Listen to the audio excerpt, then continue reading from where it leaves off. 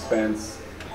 I guess maybe it seems like that's maybe the direction Garcia might be going actually after this fight, if he were to win. I mean, this is a big guy, but you did mention Lomachenko too. You know what I mean? A lot of people consider him top 3, at least pound for pound, and he's in everyone's top 3. I mean, is that a fight that is Mikey maybe bypassing Lomachenko to go to Spence? I mean, I don't hear him talking about Lomachenko as much as I hear him talking about Spence. No, I think, you know, Lomachenko now with his injury is going to have to come back. But I think the Lomachenko fight is certainly a fight which Mikey stated publicly he's interested in as well.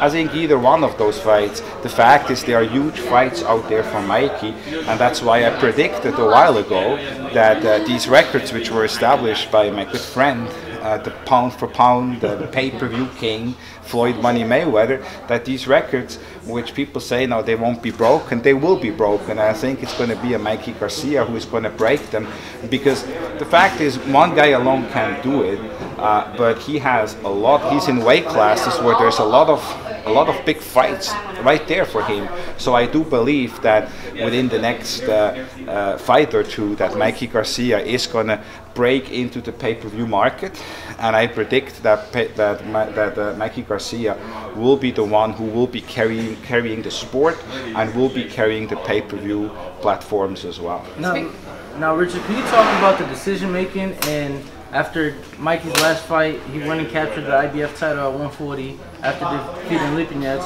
Can you talk about the decision making about coming back down to 135? Because originally he had talked about staying at 140 and vacating his WBC title at 135, and then went ahead and came back down. What was the decision making in that? Well, Mikey is fortunate that he can really move up and down in these weight classes, and he can dominate in these weight classes, and he's very opportunistic. So he's basically going to go into the weight class where he feels he can get the biggest exposure, and where he can add to his already tremendous legacy, and being able to become a unified 135-pound world champion is certainly something which excited him more than looking for potential opportunities at 140.